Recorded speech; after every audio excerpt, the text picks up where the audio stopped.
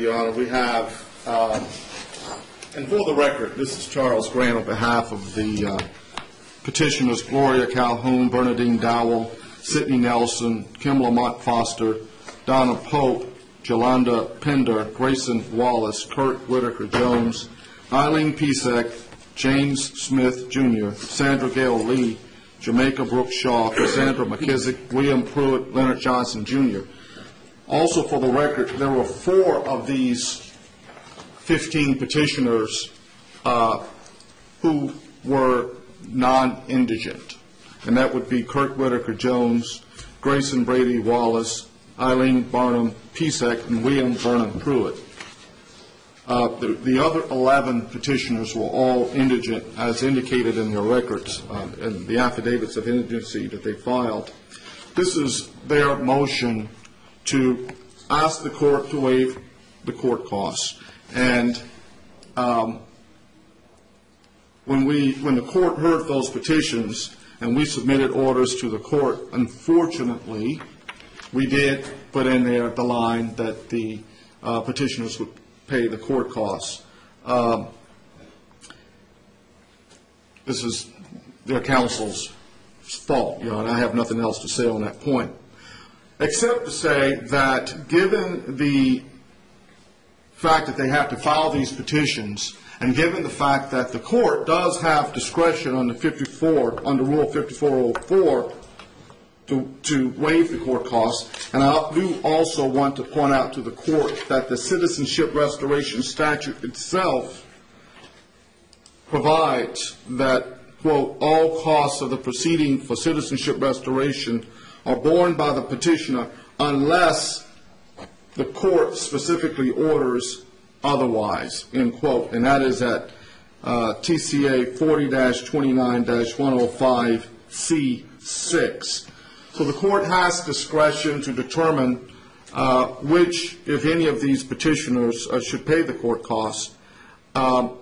We would respectfully submit that, given that 11 of them are indigent, 11 of them jobs are such that it would be a burden for them to come up with a couple of $100 each to pay these court costs. We would ask that the court use its discretion to waive those court costs. We tried to find some case law that provided some sort of guidance for the court and the factors to be examined to determine when it's appropriate for the court to use its discretion to waive court costs. We were unsuccessful in that regard.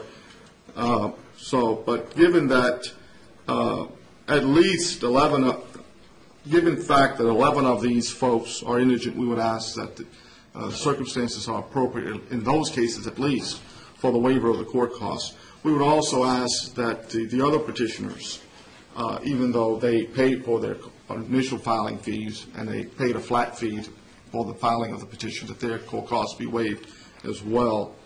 But obviously their cases are not as compelling as the cases of the indigent petitioners. There was one person whose case has not been heard, Ms. McDowell. We had continued that indefinitely. We were going to set her case with some other cases when we filed some additional petitions. She had a conflict at the day of the hearing, and there was one who petitioned the court declined, and that was Mr. Nelson. But again, he was indigent as well, even though the court declined his petition without prejudice to refile within a year. So given that, we would ask that the court use its discretion. The Metro has intervened to assert its position on this. We have no, they're certainly entitled to bring that to the court's attention. We have no objection on that in that regard, except that the statute expressly provides the court with discretion. If the court has any questions, we'll be glad to respond to those at this time. Well, each of these petitions is from a convicted felon who sought to have their citizenship reinstated, and as opposed to being, my concern of it is in a situation where they actually were suing for some sort of relief where they were being harmed. They were asking the court to exercise largesse, I guess, and allow them the opportunity to have their voting rights restored. And even though they were facially contested by the United States Attorney and the District Attorney, it appeared that the primary opposition was about some of the firearm issues, making sure that was included in it. And there were a couple of them where they felt that they didn't deserve to have the voting right restored, and you were successful on that. But again, it's someone who has lost their rights because of their own actions, and they've come back and asked the court to let them get back in society some. And isn't this an appropriate price for them to pay to do that? Two issues. One concerns the firearms. All of them waived the right to bear firearms right off the bat. There was never an issue with the either the federal or the state prosecutors. And given that, and is it an appropriate price to pay? Well, given that some of them lost their freedom, they'd already paid that price. They were in probation. They'd already paid that price and had certain other. And given the fact that some of them have occupational disabilities placed on them, they're not going to be eligible to work certain jobs because of their former felon status. So, and I think more compelling with the indigent petitioners, $200 is a lot of money. And a lot of the opposition, quite frankly, Your Honor, posed by the prosecutors for the state and federal government really didn't do much to undermine the merits of the petition. But what it did do is drive up the court costs. Obviously, a certain amount of the court costs are driven by, the cost of so many pages, But anyway, and I know there are some that are court costs that are there regardless of the amount of filings that are associated with the case. So, but given that some of these people, $200 a pop, $225, it's a lot of money for them to pay.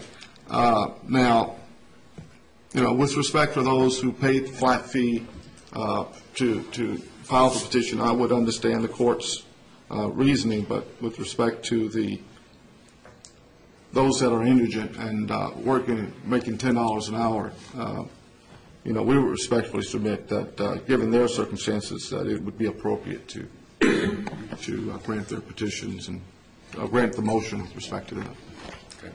Thank you.